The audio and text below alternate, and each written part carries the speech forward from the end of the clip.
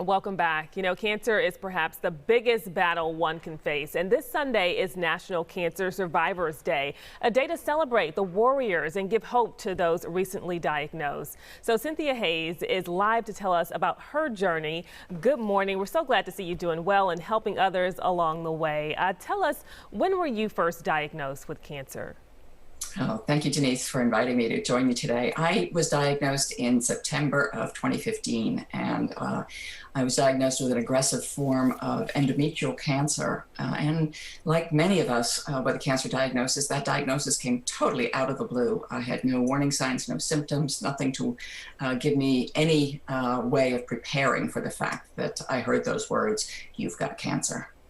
Right. And when you hear those words, I'm sure there's just a range of emotions taking over. Kind of walk us through those and how you were able to cope with each emotion.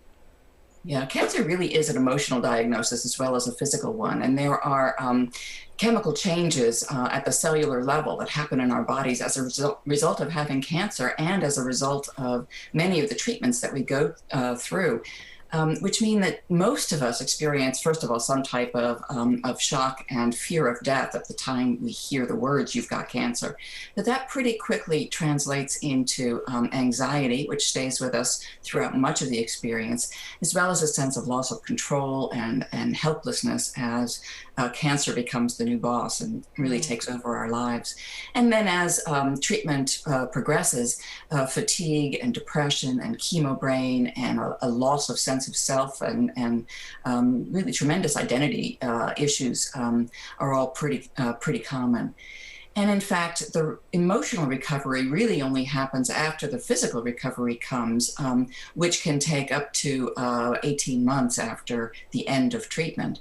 And for many cancer patients, treatment doesn't really end, but rather changes form as we continue to battle the disease. Right. Some would say it's in fact a little tougher than the cancer itself. So what do you suggest to someone who is preparing to undergo those treatments? Should they reach out to their family and friends right away?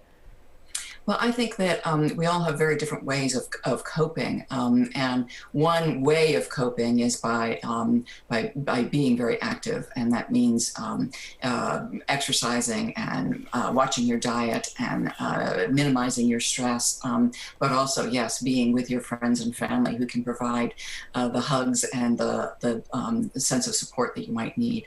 Others, though, prefer to cope by thinking and processing and researching, and for some that even includes denial or keeping the overwhelming fear of the cancer at bay by sort of compartmentalizing their emotions. And for those people, they might be a little bit quieter about their disease.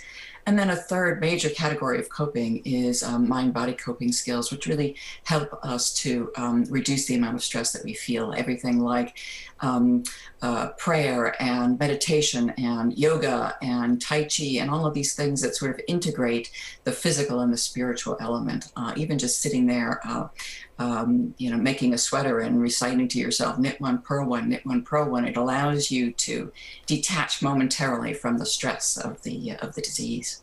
And we're looking at your book now. Tell us why it was so important for you to write this and, help others along the way. Well, so I wrote The Big Ordeal because I was surprised at the degree to which cancer was an emotional diagnosis, and the extent to which it was not being talked about either by my medical team or by others that had gone before me. And it was only after beginning to probe about it that I came to understand that it is perfectly normal to have an emotional response to cancer, and that so much of what we do experience on the roller coaster of emotions is in fact somewhat predictable.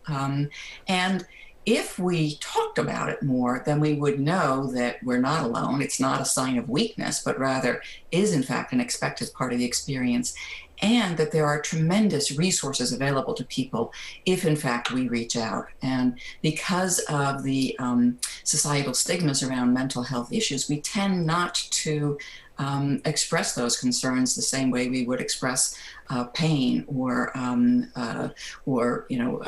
other physical manifestations of the disease.